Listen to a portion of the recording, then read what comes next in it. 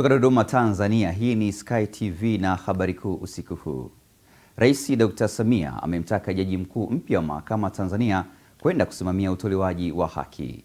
Kimataifa, viongozi wa G7 kufanya mkutano wa siku 3 nchini Canada. Na katika michezo, Pamba Jiji wajiandaa kusalia ligi kuu.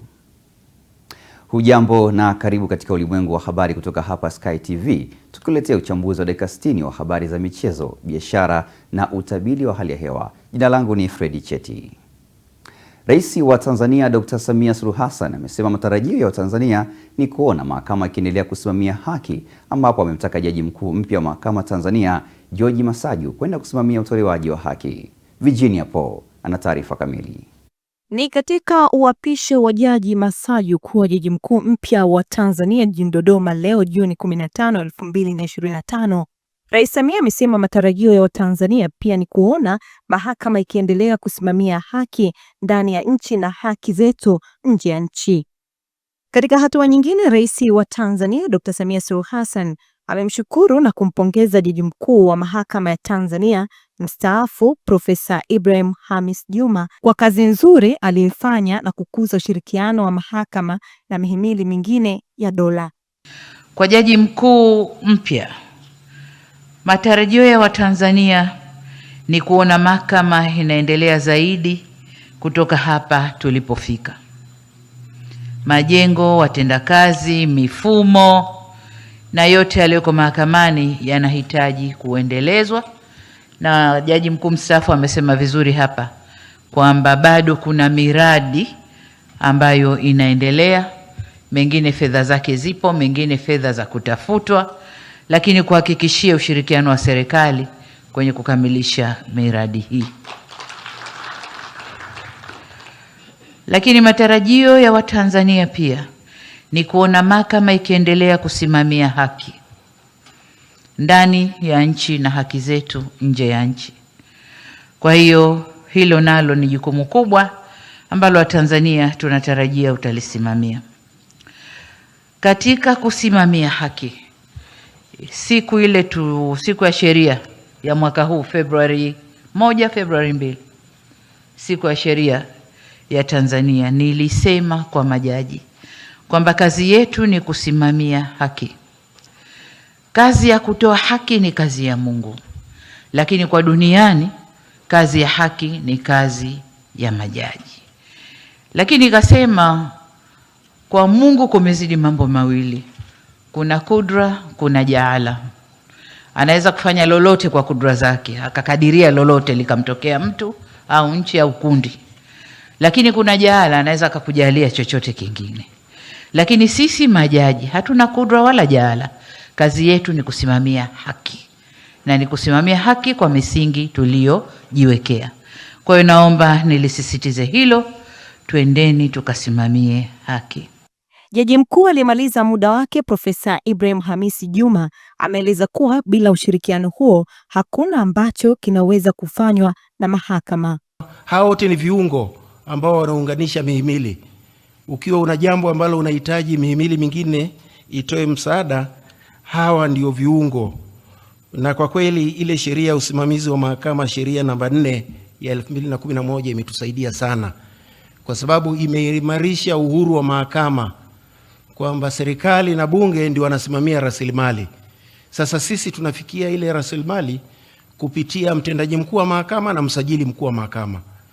Spika wa Bunge la Jamhuri ya Muungano wa Tanzania Dr. Tulia Ackson amesema kazi ya mahakama ni kutafsiri sheria ambazo zimetungwa na bunge na baadaye serikali kuzitekeleza. Sana wananchi wakawa wanaelezwa taratibu, lakini lazima wafahamu tofauti ya hii mihimili, lakini pia kumweka rais mahali anapostahili. Sio mara zote anakuwa akitoa maelekezo au akisema jambo fulani kama mkuu wa serikali.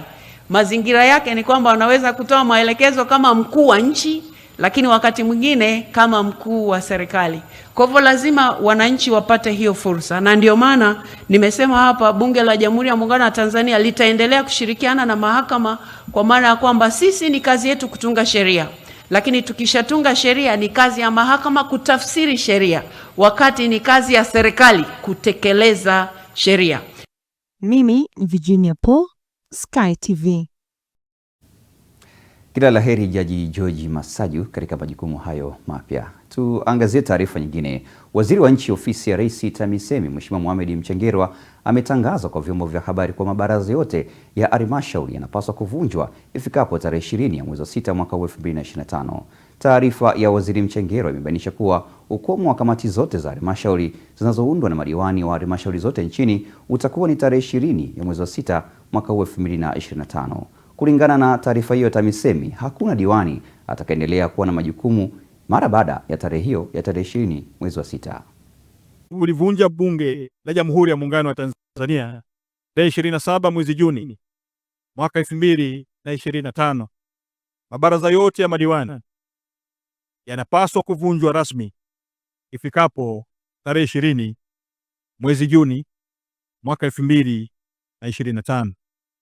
Yaani tarehe 20 mwezi wa 6 mwaka 2025. Maelekezo ya kisheria na utaratibu baada ya kuvunjwa kwa mabaraza ni kama ifuatavyo. 1. Kamati zote za halmashauri zinasitishwa rasmi kuanzia tarehe 20 mwezi wa 6 mwaka 2025 hadi pale uchaguzi mpya wa madiwani utakapofanyika. Lakini 2, masuala yote ya kiutendaji katika halmashauri yatasimamiwa na mkurugenzi wa halmashauri ambaye atakuwa mwenyekiti wa halmashauri kwa kipindi cha mpito, akisaidiana na wakuu wa idara kama wajumbe wa kamati. Lakini 3, mkurugenzi wa halmashauri hataruhusiwa kufanya mambo yafuatayo. 1, kuanzisha miradi au uwekezaji mpya. Lakini 2, kubadilisha au kurekebisha miradi, uwekezaji au uamuzi wowote uliopitishwa na halmashauri kabla ya kuvunjwa. Lakini 4, ni matumizi mabaya ya mamlaka au kutotekeleza kwa ufanisi majukumu ya utawala kwa mujibu wa notisi hizi utamfanya mkurugenzi kuwajibika binafsi kwa mujibu wa sheria.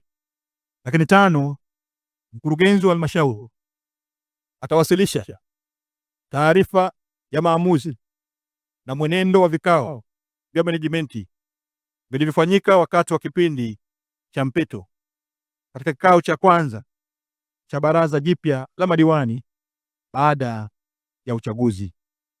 Wito kwa wananchi na wadau wa maendeleo.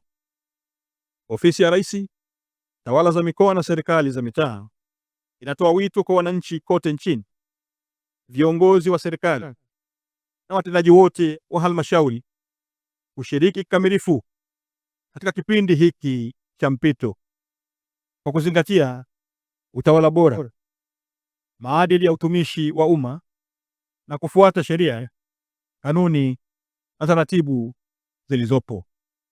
Aidha, nichukue fursa hii kama waziri mwenye dhamana wa tawala za mikoa na serikali za mitaa, nikiwa kama msimamizi mkuu katika eneo hili, nitoe pongezi na shukrani za dhati kwa waheshimiwa madiwani kote nchini wanaokwenda kumaliza muda wao wa uongozi ifikapo tarehe 20 mwezi wa 6 mwaka 2025.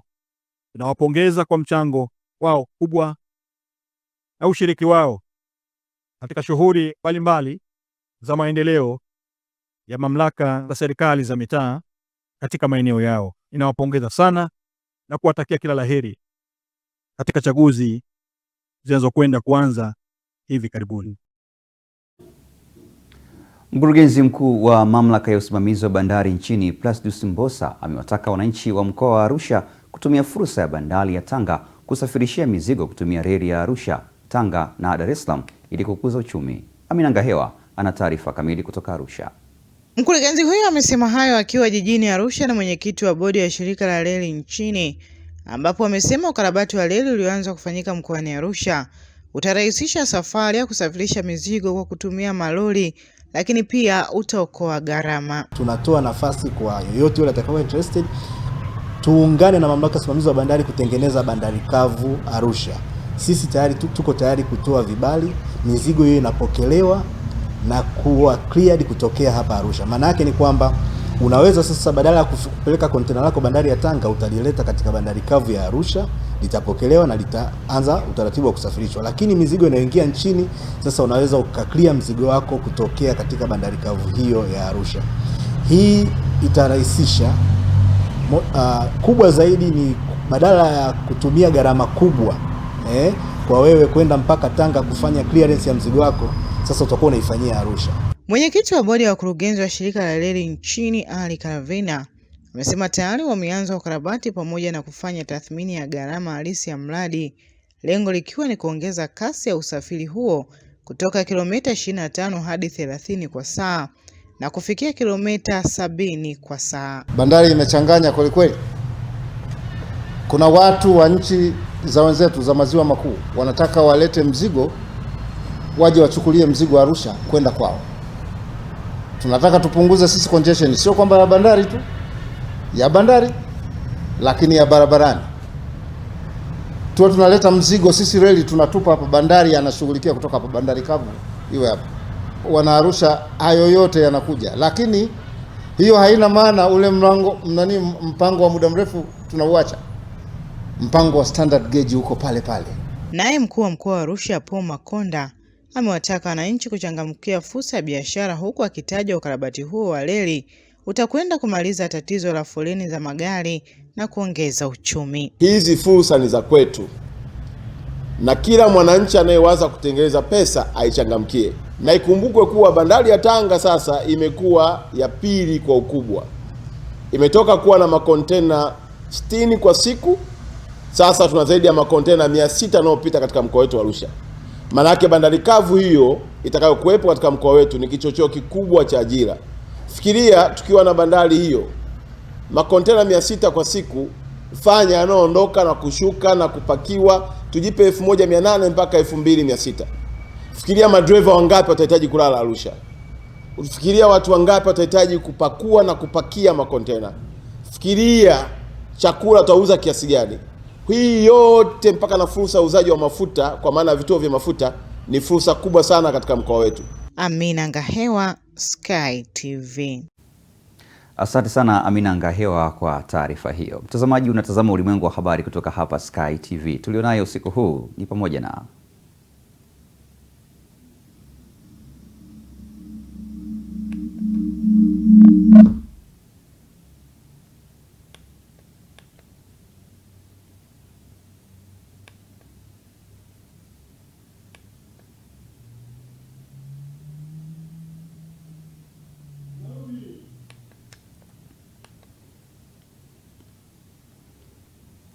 Karibu tena mtazamaji, hii ni Sky TV, mimi ni Fredi Cheti na unatazama ulimwengu wa habari. Tuendelee na taarifa yetu ya habari. Waumini wa kanisa la Ufufuo na Uzima la Askofu Josephat Gwajima wamejitokeza kwa wingi leo Jumapili Juni 15 mwaka 2025 karibu na kanisa hilo, wakiwa wamebeba mabango yanayoshinikiza kanisa lao kufunguliwa na wakitaka wapewe haki yao ya kuabudu. Jeshi la polisi kanda maalum ya Dar es Salaam lililazimika kutumia mabomu ya machozi kutawanya waumini hao waliokuwa wanaandamana kwenye njia ya Morogoro Road wakiwa na mabango yenye jumbe mbalimbali. Mzozo mkali uliibuka baina ya waumini baada ya jeshi la polisi kuwataka waondoke eneo waliokuwa wakiabudia na kutawanyika, jambo ambalo waumini hao walikataa. Na tutazame hali ilivyokuwa.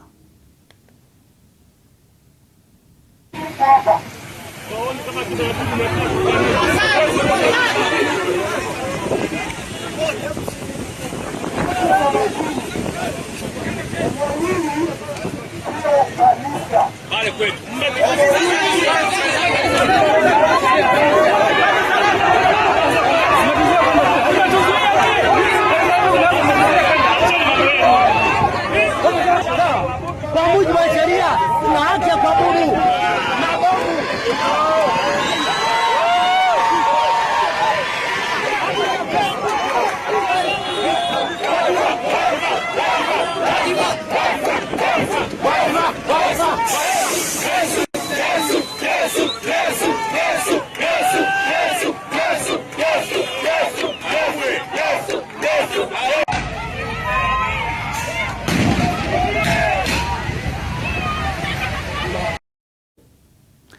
Hivyo ndivyo hali ilivyokuwa baada ya waumini wa kanisa hilo kutaka wapewe haki yao ya kuabudu. Tuangazie taarifa nyingine. Wananchi wa kata ya Isalalo, jimbo la Vwawa mkoani Songwe, wamepongeza serikali ya awamu ya 6 chini ya Rais Dr. Samia Suluhu Hassan kwa kuwaletea miradi mbalimbali ya maendeleo ambayo hawakuwahi kutarajia kufanyika katika kata hiyo. John Kiango kutoka mkoani Songwe ana ripoti kamili. Wananchi wa kata ya Isalalo, jimbo la Vwawa mkoani Songwe, wameipongeza serikali ya awamu ya 6 chini ya Rais Samia Suluhu Hassan kwa kuwaletea miradi ya maendeleo ambayo hawakuwahi kutarajia kufanyika katika kata hiyo. Wakizungumza na Sky TV, wananchi hao wamesema kuwa miradi hiyo ikiwemo umeme kufika kila kijiji, ujenzi wa zahanati na uboreshwaji wa barabara umeleta mabadiliko makubwa katika maisha yao na kuibadilisha sura ya kata hiyo. Wananchi hao, kulingana na kazi zilizofanyika katika ndani ya kata yetu ya Isalalo, tumeona mambo mengi yaliyofanyika ambayo hayakuwepo katika kata yetu ya Isalalo. Kwanza moja, tumeshajengewa, hatukuwa na kata, tulikuwa tunatoka kijiji cha Isalalo kwenda kata ya Msia. Tayari kulingana na utendaji wa kazi, kushirikiana na mbunge wetu wa jimbo la Vwawa, tumeweza kupata huduma karibu na tumekuwa na kata kuwa kata ya Isalalo. Hilo napenda kuwashukuru kwa utendaji wa kazi. Kwa kweli nimeshukuru mimi sana uongozi wa mama Rais wetu Samia pamoja na Hasunga na diwani wetu Haonga wa kata hii ya Isalalo kwa kazi ambazo wamezisimamia, hususani miradi mbalimbali, miradi kama ya barabara ya Izianiche kwenda shuleni kutoka kwenye kibao cha njia panda ya kwenda Msangano, vile kuleta umeme katika baadhi ya vitongoji, japo vitongoji vingine bado. Wa Jamhuri ya Muungano wa Tanzania, Mheshimiwa Samia Suluhu Hassan, namshukuru kwa mambo mengi aliyotutendea.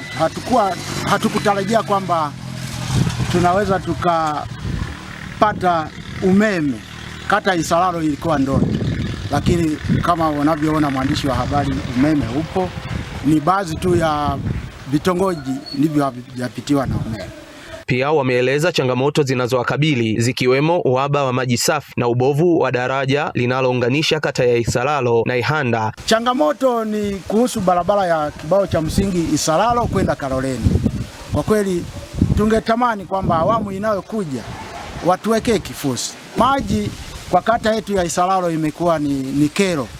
Akina mama wanaamka asubuhi saa 10 kuyafuata maji, kurudi ni saa 3 mpaka saa 4.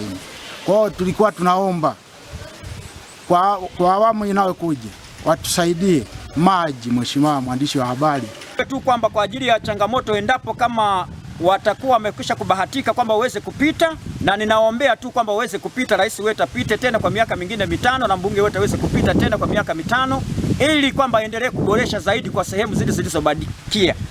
Kwa mfano, kwa upande wake mbunge wa jimbo la Vwawa Mheshimiwa Japhet Hasunga amesema kuwa katika kipindi chake cha uongozi amefanikisha utekelezwaji wa miradi mikubwa ikiwemo usambazwaji wa umeme hadi kwenye vitongoji vyote na upatikanaji wa mbolea za ruzuku. Mtu hukumu tu kwa dhambi zetu.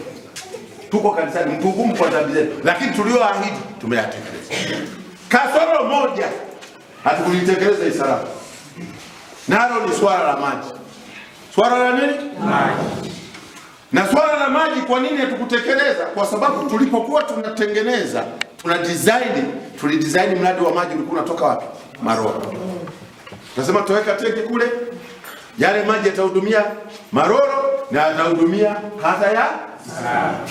Ugomvi wenu ulipotokea, ule ndio ulifanya tusimamishe upande wa Isalalo. Mnakumbuka walichokuwa wanasema? Maana wengine walitamka maneno mabaya ya tushika. Hasunga kwa sasa anaendelea na ziara yake ya mikutano ya ndani katika jimbo lake, akisoma na kufafanua ilani ya Chama cha Mapinduzi. Nikiripoti kutoka mkoani Songwe, mimi John Kiango, Sky TV.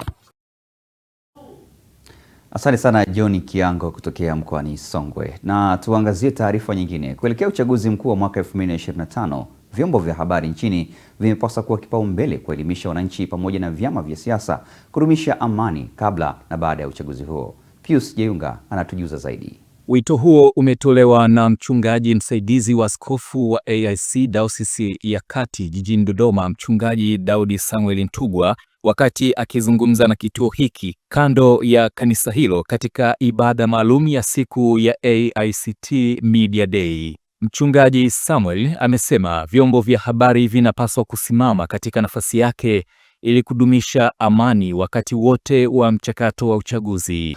Kwa upande wa taifa letu la Tanzania, mwaka huu ni mwaka wa uchaguzi, na hivyo vyombo vya habari vina mchango mkubwa sana. Kwanza ni kuwaelimisha wananchi kujua wajibu wao na kutekeleza kile ambacho wanapaswa kufanya. Hivyo ninasihi vyombo vya habari vyote viweze kuwaongoza wananchi wa Tanzania kuweza kuelewa na kutembea katika mambo ya kimsingi, haki zote zinazotakikana ili zisababishe tufikie uchaguzi wetu katika hali ya amani.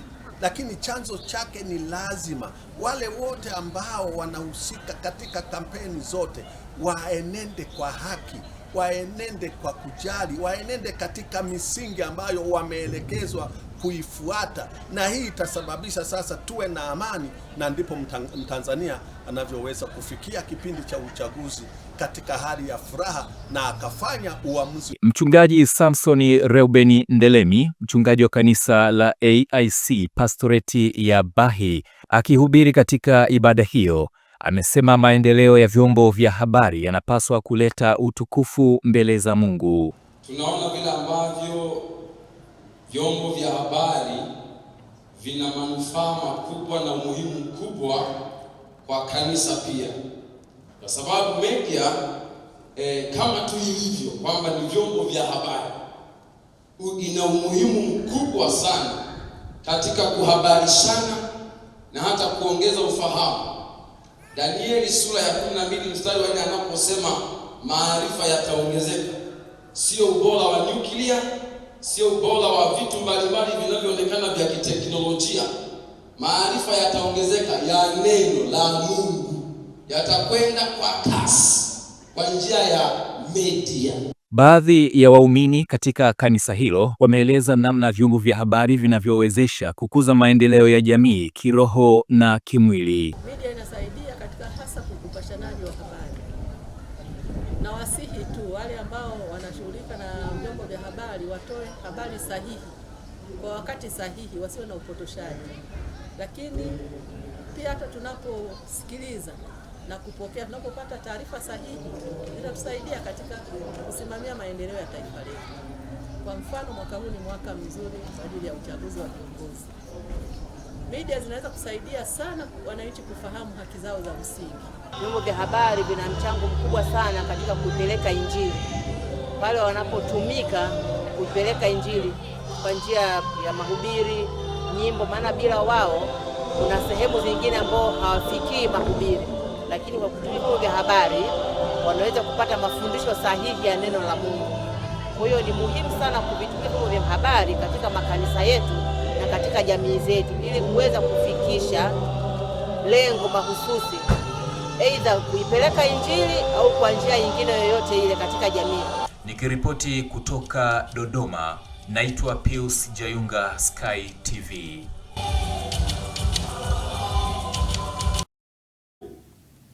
Shukran sana Pius Jiunga kwa taarifa hiyo. Na tutazame taarifa nyingine. Wakazi wa mikoa ya Geita na Kagera wametajwa kuwa ndio wanufaika zaidi wa daraja la Kigongo hadi Busisi linalotarajiwa kuzinduliwa Juni 19 mwaka huu na Mheshimiwa Rais Dr. Samia Suluhu Hassan. Michael Bundala anasimulia zaidi. Kaimu mkuu wa mkoa wa Geita Fatma Mwasa ameeleza hayo katika kikao cha baraza la madiwani la halmashauri ya wilaya ya Geita lililoketi makao makuu ya halmashauri hiyo Nzera kwa ajili ya kujibu hoja za mdhibiti na mkaguzi wa hesabu za serikali CAG kwa mwaka wa fedha 2023-2024. Kaimu mkuu wa mkoa wa Geita Fatma Mwasa kupitia kikao hicho amewataka madiwani wa halmashauri hiyo na wananchi kwenda kushuhudia uzinduzi wa daraja hilo ambalo litawanufaisha zaidi wananchi wa mikoa hiyo ya Kagera na Geita kwa kuwa wao ndio wana mahitaji mengi katika mkoa wa Mwanza. Nizungumzie kidogo juu ya uzinduzi wa daraja la Kigongo Busisi. Tarehe 19 mwezi huu wa 6 tumealikwa kwenda Kigongo Busisi kumpokea rais wetu wa Jamhuri ya Muungano wa Tanzania Daktari Samia Suluhu Hassan ambaye anakuja kutuzindulia daraja letu la Kigongo Busisi. Na Mheshimiwa Mwenyekiti, nikuombe, itapendeza sana na itatubariki sana tukiona wote walioko kwenye chumba hiki wanashiriki Kigongo Busisi siku hiyo. Hii ni kwa sababu sisi huku Geita na Kagera ndio wanufaika wakubwa wa daraja lile. Yaani wanufaika wakubwa sio Mwanza. Sisi ndio tuna shida nyingi za kwenda Mwanza. Wao wanakuja huku kwa uchache. Sisi ndio mambo mengi tunapata Mwanza. Kupitia kikao hicho cha kujibu hoja za mdhibiti na mkaguzi wa hesabu za serikali CAG, Katibu Tawala wa Mkoa wa Geita Mohamed Gombati amewataka wakuu wa idara kusimamia utekelezaji wa hoja na mapendekezo ya mkaguzi na maelekezo ya kamati za kudumu. Tunao wajibu kama wakuu wa idara kuhakikisha tunasimamia utekelezaji wa hoja na mapendekezo mbalimbali ya mkaguzi, lakini maelekezo ya kamati za kudumu. Sasa mkaguzi ametuambia baadhi ya hoja zimeshindwa kufungwa kwa sababu hakujapatikana vielelezo. Sasa tutoke tutafute vielelezo, hoja zetu zote ambazo zinatuhusu na tunazo ndani ya uwezo wetu katika halmashauri ya wilaya ya Geita tuzifunge. Mwenyekiti wa halmashauri ya wilaya ya Geita amezungumzia swala la ukusanyaji wa mapato kwa mwaka wa fedha ujao. Katibu Tawala amesema, Mwigulu jana amesema, service levy badala ya 0.3 itabaki 0.25. Tutaona kama kitu kidogo kimetoka, lakini ni kitu kikubwa sana. Kiangalia bajeti yetu karibuni 40% au 50% inatokana na service levy. Kutoka mkoani Geita, Michael Francis Bundala, Sky TV. Ni taarifa ya mwandishi wetu Michael Bundala kutokea mkoani Geita. Tuangazie taarifa nyingine. Jukwaa la uwezeshaji wanawake kiuchumi katika halmashauri ya jiji la Dar es Salaam imeazimia kumuunga mkono Rais Dr. Samia Suluhu Hassan katika uchaguzi mkuu unaotarajia kufanyika Oktoba mwaka huu. Tunaungana na Nora Damian kwa maelezo zaidi. Azimio hilo limetangazwa na mwenyekiti wa jukwaa hilo Rehema Sanga wakati wa mkutano ulifanyika kwenye ukumbi wa Diamond Jubilee na kuhudhuriwa na wanawake kutoka katika kata mbalimbali za halmashauri hiyo. Mheshimiwa Rais Dr. Samia Suluhu Hassan ameongoza na kusimamia kwa dhati mabadiliko ya sera ya elimu na kuhakikisha watoto wa Kitanzania wanasoma bila kulipa ada kutoka darasa la awali hadi kidato cha 6. Ameongoza na kusimamia upatikanaji wa huduma bora za afya kwa kujenga miundombinu ya afya kama vile hospitali, kituo cha afya na zahanati kila mahali na kununua vifaa tiba vya kisasa. Amekuwa mbeba maono kupitia falsafa yake ya 4R ambayo vimeleta mafanikio makubwa kwenye uongozi na kujenga Tanzania bora yenye maridhiano na maelewano, na hivyo kuleta mabadiliko chanya ndani ya taifa letu katika nyanja za kijamii, kisiasa na kiuchumi. Hivyo basi, sisi wanawake wazalendo wa jukwaa la uwezeshaji wanawake kiuchumi kumunga mkono Mheshimiwa Dr. Samia Suluhu Hassan, Rais wa Jamhuri ya Muungano wa Tanzania na mbezi wa jukwaa taifa, kusimama imara nyuma yake katika kuliongoza taifa letu. Kuunga mkono juhudi zote za Mheshimiwa Dr. Samia Suluhu Hassan katika kuijenga Tanzania yetu kuelekea taifa lenye amani, utulivu, ustawi na maendeleo endelevu ya kiuchumi, kijamii na kisiasa. Kutangaza kwa nguvu zetu zote na kueneza mafanikio yote yaliyopatikana chini ya uongozi wa Mheshimiwa Dr. Samia Suluhu Hassan. Kujipanga na kujizatiti kwenda kuhamasisha wajasiriamali wenzetu na kupita nyumba kwa nyumba kuwashawishi Watanzania wote wamuunge mkono na kumpigia kura Mheshimiwa Dr. Samia Suluhu Hassan ifikapo Oktoba 2025. Hivyo maazimio yao tumewaambia kwamba tutaendelea kuungana mkono kuhakikisha wanaenda kutekeleza maazimio yao. Kwangu mimi nawapa big up sana kwenye maazimio ambayo wamefanya. Ni waombe wanawake wengine waige jukwaa hili kwenda kutekeleza maazimio juu ya kumuunga mkono Mheshimiwa Rais amefanya mambo makubwa. Inatia moyo kuona kwamba kuna wenzako wanaoweza kakaa wakatafakari mambo uliyofanya na wao wakakuunga mkono. Hivyo na mimi nawaunga mkono kwa kile ambacho wamemuunga mkono Mheshimiwa Rais. Ninawahamasisha wanawake tusiogope, tusimame. Mama yetu Rais Samia Suluhu Hassan amesimama na sisi, hajatuacha wanawake, kwa sababu anajua wanawake ni msingi katika taifa, kanisa, familia na katika jamii inayotuzunguka. Ninawaambia wanawake tusikate tamaa, tuendelee kukopa, lakini tukifuata zile taratibu vizuri, tusiogope, tusidanganywe na watu wengine. Tusiende kukopa sehemu ambayo haifai na tukachukuliwa vyombo vyetu, tukaharibiwa mazingira yetu. Tukope kwenye jukwaa letu ambalo mama ametusaidia wanawake tuweze kujikwamua kiuchumi. Kutoka Dar es Salaam, Nora Damian, Sky TV. Mtazamaji, tunahitimisha katika habari za kitaifa na tunapata mapumziko mafupi. Tukirejea tutakwenda moja kwa moja katika habari za biashara na uchumi.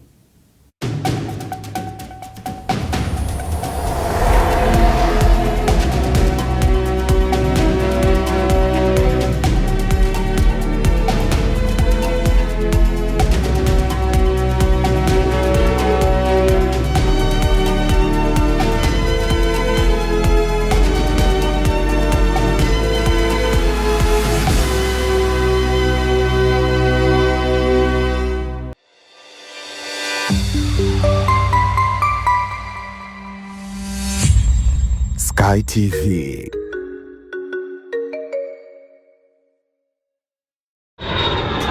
Jambo Entebbe, jambo Zanzibar. Air Tanzania inakuletea ruti mpya, yani Dar es Salaam moja kwa moja mpaka Entebbe, halafu Entebbe shwa mpaka Zanzibar, visiwa vya karafuu. Safari moja amazing, bei ni bomba kabisa. Dar to Entebbe ni kuanzia USD 159 tu. Entebbe to Zanzibar ni kuanzia USD 155 tu. Safiri kwa Rwanda uhakika kila Jumatatu, Ijumaa na Jumapili. Usikubali hadithi. Pakua Air Tanzania app au tembelea www.airtanzania.co.tz na ukate tiketi yako leo. Kwa mawasiliano zaidi piga +255 748 77 3900. Air Tanzania, the wings of Kilimanjaro.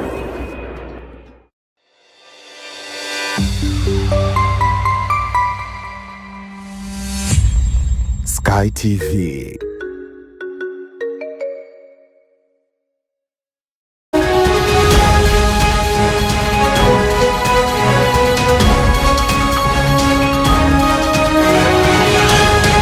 Biashara na uchumi. Karibu katika habari za biashara na uchumi. Mimi ni Godliness Gaspar. Wataalamu wa masuala ya biashara wanasisitiza umuhimu wa ubunifu kama nguzo kuu ya mafanikio katika shughuli za uzalishaji mali. Wanaeleza kuwa ubunifu si mali ya watu wachache waliobahatika, bali ni kipawa kinachoweza kustawishwa na kila mmoja wetu kwa njia mbalimbali. Kwa sisi tuko mmoja mmoja, isipokuwa tunaanzia hapa kwenye mashine 3 hizi. Kuna mashine ya kwanza ile ya randa iko pale, hiyo tuko nayo pamoja. Kuna mashine hii ya kukeleza ya katikati tuko nayo pamoja mpaka na hii. Ina maana umoja kwa sisi kama sisi, kwa kujitambua umoja huo tunao. Ubunifu ni aina ya ugunduzi unaochochea maendeleo, na mfano bora wa hili unaonekana kupitia kikundi cha wajasiriamali wa ufundi seremala kutoka wilayani Kataro mkoani Geita. Kikundi hiki kimetumia zana za jadi kuunda kwa ustadi vyombo vya matumizi ya nyumbani, na hivyo kuonesha kuwa kwa kutumia maarifa tulionayo na ubunifu wa hali ya juu, tunaweza kuinua uchumi wetu na kuongeza thamani ya bidhaa zetu sokoni.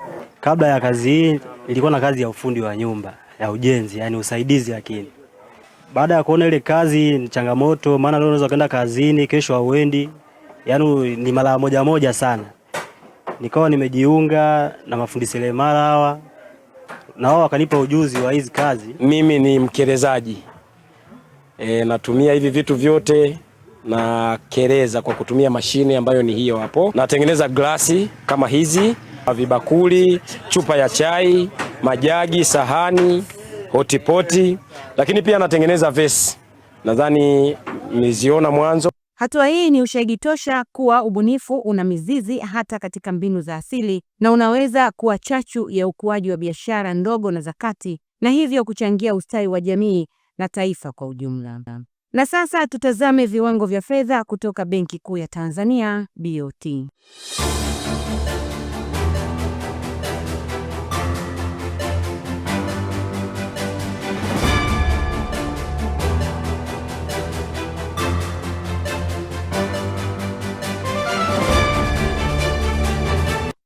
Na huo ndo mwisho wa habari za biashara na uchumi. Mimi ni Godilness Gaspar.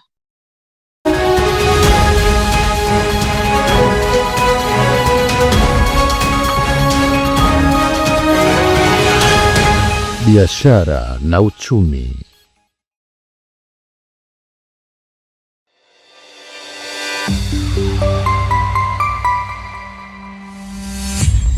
Sky TV.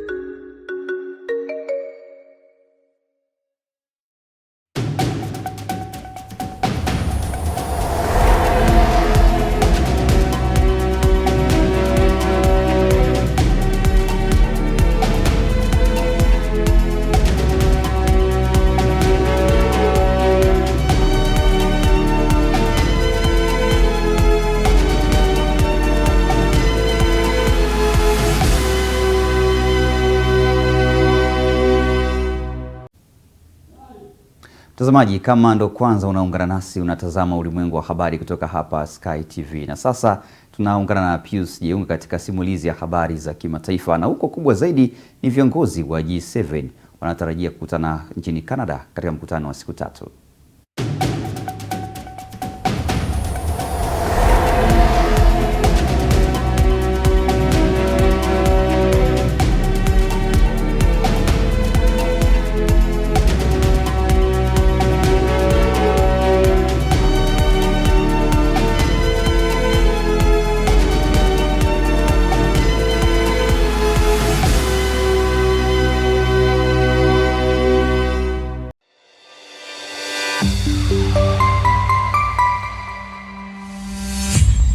Sky TV.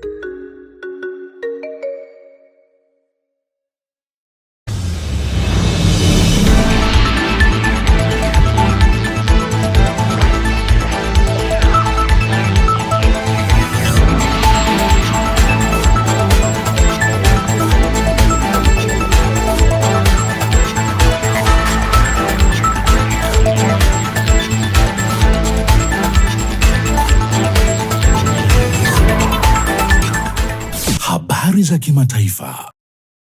Ni wasaa wa habari za kimataifa. Karibu, tunaanzia nchini Canada. Viongozi wa G7 wanawasili leo katika eneo la Kananaskis, Alberta nchini Canada kwa mkutano wa kilele wa siku 3 unaoanza rasmi kesho Jumatatu. Mbali na mkutano huo wa Mashariki ya Kati, viongozi hao pia wanatarajiwa kuangazia vita nchini Ukraine, mizozo ya biashara ya kimataifa, uhamiaji na kupata ufikiaji wa malighafi muhimu. Mazungumzo ya pembezoni mwa mkutano huo pia yanatarajiwa.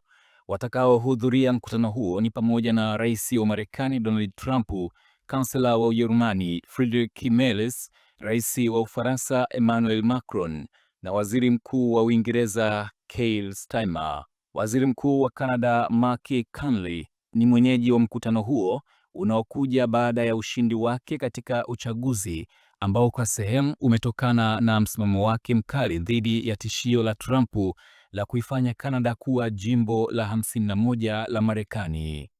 Kwingineko, mkataba wa amani kati ya Rwanda na Jamhuri ya Kidemokrasia ya Kongo unaosimamiwa na Marekani hautasainiwa tena leo Jumapili. Haya yamesemwa na waziri wa mambo ya nje wa Rwanda Olivier Nduhungirehe. Katika chapisho kwenye mtandao wa kijamii wa X, Nduhungirehe amesema kuwa hafla hiyo haitafanyika leo mjini Washington, Marekani kama ilivyopangwa kwa sababu hatua hiyo ya utiaji wa saini inapaswa kuingiliana na uhalisia wa mazungumzo.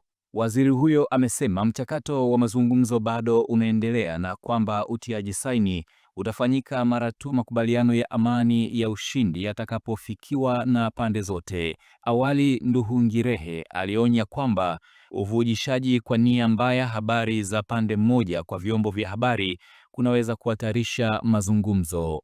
Haya yanajiri siku chache baada ya Rwanda kujiondoa katika Jumuiya Kuu ya Kiuchumi ya Afrika ya Kati, ikishtumu shirika hilo kuegemea upande wa Kongo wakati mapigano yanaendelea.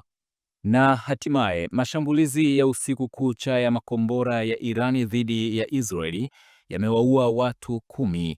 Haya yamesemwa leo na mamlaka nchini Israeli, huku mataifa hayo mawili yakikabiliana kwenye mashambulizi makali zaidi katika historia. Polisi wa Israeli wamesema watu 6 wameuawa na takribani 180 kujeruhiwa katika eneo la mashambulizi huko Bat Yam, karibu na Tel Aviv kwenye pwani ya Mediterania nchini Israeli. Maafisa wa uokoaji waliovalia kofia za kinga na taa za kichwa waendeleza juhudi za kutafuta manusura. Katika hatua nyingine, Rais wa Marekani Donald Trump amesema kuwa nchi yake haijahusika kivyovyote na kampeni kali ya mashambulizi ya Israeli dhidi ya Irani iliyoanza siku ya Ijumaa. Pia kupitia mtandao wake wa kijamii wa Truth Social, Trump ametishia kuchukua hatua kali ikiwa Irani itashambulia maslahi ya Marekani. Hata hivyo, rais huyo ameongeza kuwa wanaweza kupata makubaliano kwa urahisi kati ya Irani na Israeli kumaliza mzozo huo hatari. Mwisho wa habari za kimataifa. Mimi ni Pius Jayunga.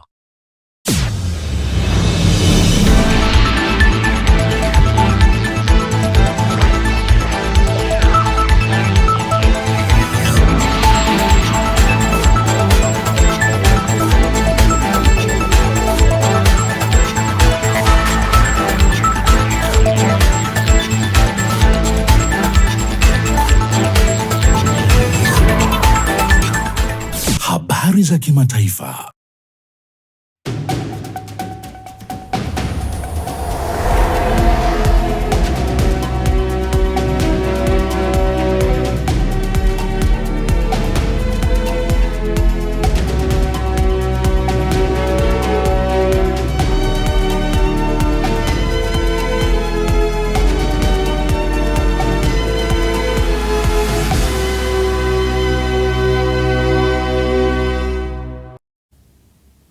Na mtazamaji, bado unaendelea kutazama Ulimwengu wa Habari, na baada ya kutazama habari za kimataifa, moja kwa moja tuelekee katika habari za michezo na burudani, ambapo tunaungana na mwanamichezo wetu Johannes Michael.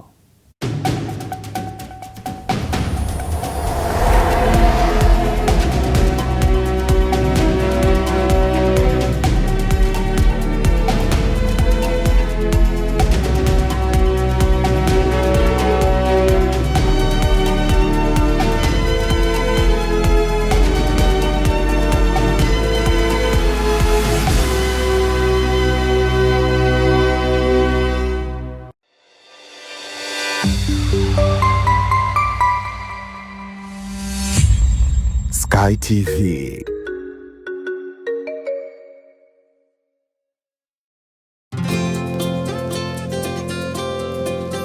Iyula Malaika Sekondari iliyopo Kingolwilo, Morogoro mjini ni shule ya bweni na kutwa ya wavulana na wasichana wa dini zote, kidato cha kwanza hadi cha 6. Inawatangazia nafasi za masomo kidato cha 5 2025 kwa tahasusi za HGK, HKL na HGL.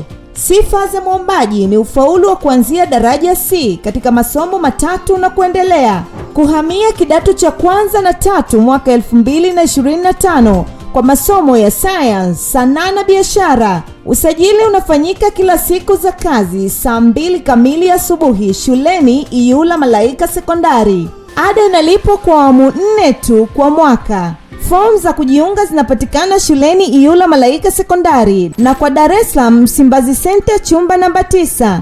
Kwa wasiliano zaidi piga simu namba 0786 88 58 80, 0747 84 50 01 au 0716 30 18 83. Mlete mwanao Iyula Malaika kwa elimu bora na ya uhakika.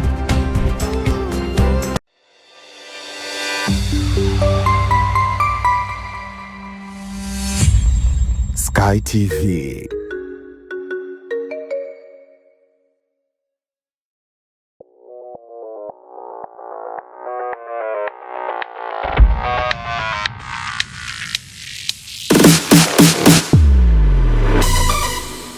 Habari za michezo na burudani.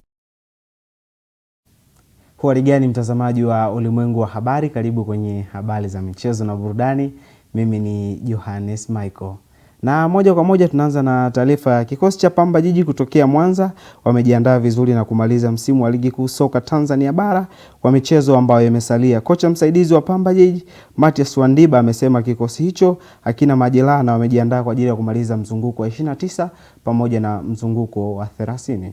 Nyumbani ambao hatusafiri, kwa hiyo tuko nyumbani, kwa maana kwamba tunafanya maandalizi yetu kwa utulivu, na kikubwa ni target yetu ni kuhakikisha kwamba tunamaliza michezo yote miwili katika kupata alama 3, na kikubwa tunajiandaa mechi ya kwanza dhidi ya JKT tarehe 18. Kwa hiyo ndio mechi ambayo sisi kwanza target zetu ziko hapo. Tunajua tuna michezo miwili, lakini kwanza hesabu yetu ni mchezo ambao tunaanza nao kwa maana ya JKT. Kwa hiyo kikubwa ni kwamba maandalizi yako vizuri na wachezaji wote kama unapoona wako mazoezini, lakini kikubwa ni kwamba hamna majeruhi, wachezaji wetu wamerudi ambao walikuwa nje. Kwa hiyo kikubwa ni kwamba sisi tunajiandaa vizuri na tunaendelea kujiandaa kwa hizi siku ambazo zimebakia, kuhakikisha kwamba tunafanyia mapungufu yale ambayo yalijitokeza katika michezo iliyopita, lakini vile vile kwa maana maeneo yote yawe bora ili tuweze kufanya vizuri katika michezo yetu. Target yetu kama benchi la ufundi, wachezaji kwa ujumla na uongozi ni kuhakikisha kwamba tunavuna alama 3 dhidi ya JKT, na baada hapo tunaweka nguvu yetu tena kwenye mchezo wa mwisho dhidi ya.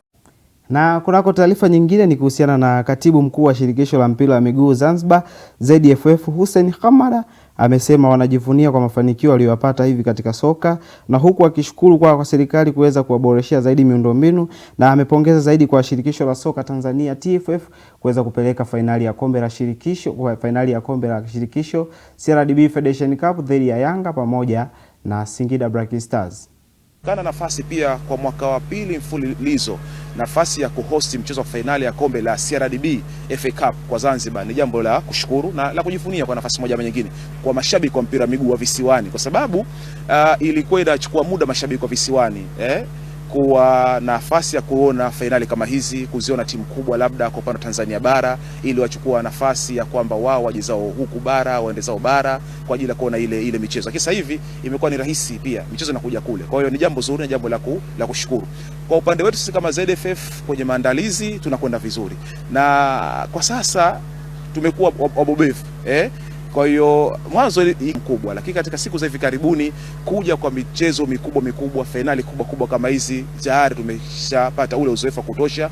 Kwa hiyo kwetu sisi maandalizi yamekuwa ni rahisi mno, na tayari kwetu sisi tumeshaanza maandalizi, na kwa asilimia karibu 80 tumeshaanza kuyakamilisha haya maandalizi ya kuweza kuhosti mchezo huu wa kombe la shirikisho kombe la CRDB FA Cup kwa upande wa Tanzania bara. Kwa hiyo kwetu sisi kuja Zanzibar na maandalizi yetu, kila kitu kinakwenda vizuri, bakisha asilimia 20 tu ambazo labda kupatikana kwa ratiba kamili, ujaji wa timu na mambo mengine kama hayo, ili tu tunakamilisha. Lakini katika maandalizi awali ni muhimu tumeshakamilisha kwa athiri. Na kunako taarifa nyingine kuhusiana na timu ya mpira wa kikapu kutokea nchini Libya, Al Hilal Tripoli wamefanikiwa kuchukua ubingwa wa michuano ya BAL. Al Tripoli walikuwa wanacheza na Petro di Rwanda ya Angola, ambapo wamefanikiwa kushinda vikapu 88 kwa vikapu 67. Tuone shangwe ambalo waliweza kupokea baada ya kuweza kuibuka mabingwa kwenye mashindano ya BAL. Na kunako taarifa nyingine moja kwa moja tunakwenda kimataifa.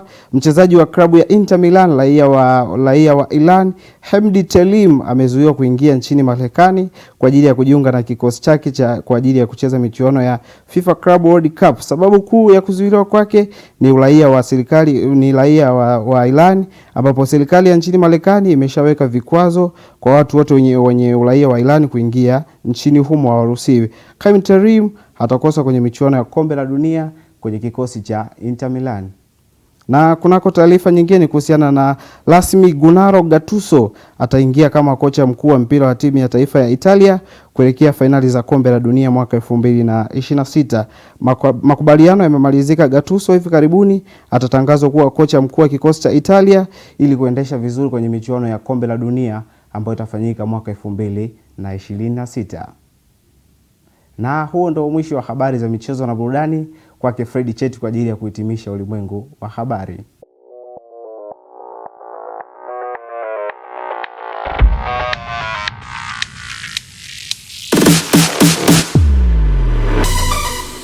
Habari za michezo na burudani.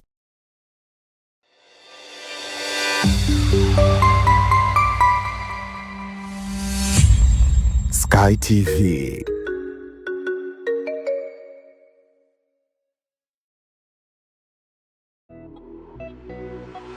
Uongozi wa shule za Iyula Malaika Pre and Primary School zilizopo Ntyuka Dodoma na Mantengu B mji wa Vwawa mkoani Songwe unatangaza nafasi za masomo kwa wanafunzi wa awali na msingi. Kwa wanafunzi wa awali, shule inapokea watoto kuanzia umri wa miaka 2 na kuendelea. Na kwa wanafunzi wa elimu ya msingi, shule ya Iyula Malaika iliyopo Ntyuka jijini Dodoma inapokea wanafunzi kuanzia darasa la 1 mpaka la 4. Na shule ya Iyula Malaika iliyopo Vwawa mkoani Songwe inapokea wanafunzi kuanzia darasa la 1 hadi la 5. Mzazi au mlezi unakaribishwa kumleta mwanao katika shule za Iyula Malaika kwa elimu bora zaidi. Kwa mawasiliano zaidi piga simu namba 0745557379 au 0742062424 na 0793186716.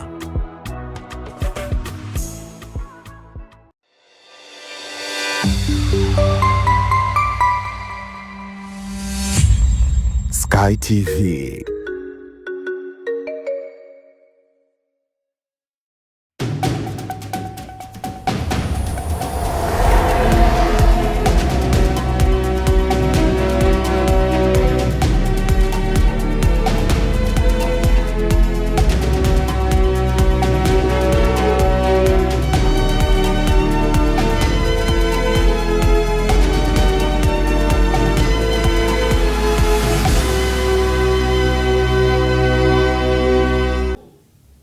Na mtazamaji, na kabla ya kuhitimisha ulimwengu wa habari kwa siku ya leo, tukatazame utabiri wa hali ya hewa kwa saa 24 zijazo kutoka kwa mamlaka ya hali ya hewa nchini TMA. Habari za wakati huu na karibu tena katika utabiri wa hali ya hewa ambao ni wa saa 24 zijazo. Na tukianza na mifumo ya upepo, itashokuwa inatarajiwa kuvuma kasi ya kilomita 30 kwa saa katika ziwa Tanganyika pamoja na ziwa Nyasa, na kasi ya kilomita 40 kwa saa katika ziwa Victoria pamoja na ukanda wote wa pwani. Na hivyo hali ya ziwa pamoja na hali ya bahari inatarajiwa kuna mawimbi makubwa. Na mamlaka ya hali ya hewa Tanzania inatoa angalizo la uwepo wa vipindi vya upepo mkali unaofikia kilomita 40 kwa saa na mawimbi makubwa yanayofikia mita 2 vinatarajiwa katika baadhi ya maeneo ya ukanda wote wa pwani pamoja na maeneo yote yanayozunguka ziwa Victoria. Hivyo wakazi wa maeneo hayo, hatua stahiki ni vema kuchukuliwa. Na mifumo ya anga bado inaendelea kuonyesha upungufu wa viashiria vya mvua katika maeneo mengi hapa nchini. Na hali ya ubaridi bado inaendelea kutarajiwa katika maeneo mengi, na kiwango cha chini cha joto kinatarajiwa kwa nyuzi 8 katika mkoa wa Njombe. Hivyo basi kwa usiku wa leo ni matarajio yetu kuwa maeneo yote ya nchi yetu, maeneo haya yanatarajiwa kuwa na hali ya mawingu kiasi pamoja na ukavu kwa ujumla. Lakini kwa hapo kesho ni matarajio yetu kuwa maeneo ukanda wa pwani kaskazini, maeneo haya yanatarajiwa kuwa na hali ya mawingu kiasi, mvua nyepesi katika maeneo machache pamoja na vipindi vya jua. Wakati maeneo mengine ya nchi yanayosalia, maeneo haya yanatarajiwa kuwa na hali ya mawingu kiasi pamoja na vipindi virefu vya jua. Ufuatao ni utabiri wa hali ya hewa siku 4 zijazo kwa baadhi ya miji hapa nchini. Dar es Salaam kiwango cha chini cha joto kinatarajiwa kwa nyuzi joto 22. Dodoma kiwango cha chini cha joto kinatarajiwa kwa nyuzi joto 15. Mwanza kiwango cha chini cha joto kinatarajiwa kwa nyuzi joto 19. Kilimanjaro kiwango cha chini cha joto kinatarajiwa kwa nyuzi joto 18. Mbeya kiwango cha chini cha joto kinatarajiwa kwa nyuzi joto 10. Morogoro kiwango cha chini cha joto kinatarajiwa kwa nyuzi joto 16. Arusha kiwango cha chini cha joto kinatarajiwa kwa nyuzi joto 13. Na kutoka Mamlaka ya Hali ya Hewa Tanzania hatuna la ziada. Ulikuwa nami Beka William, tukutane hapo kesho muda wakati kama huu. Na huo ndio mwisho wa ulimwengu wa habari kutoka hapa Sky TV. Kwa habari zetu zaidi, usiache kutembelea katika mitandao yetu ya kijamii, Instagram, Facebook, Twitter, Thread pamoja na TikTok, bila kusahau YouTube channel yetu kwa jina la Sky International TV.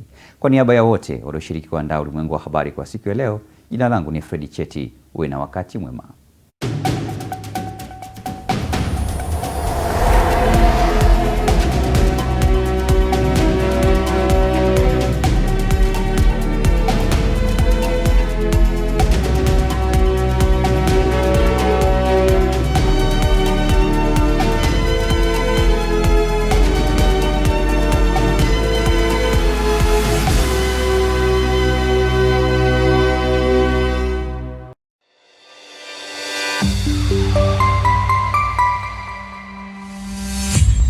Sky TV.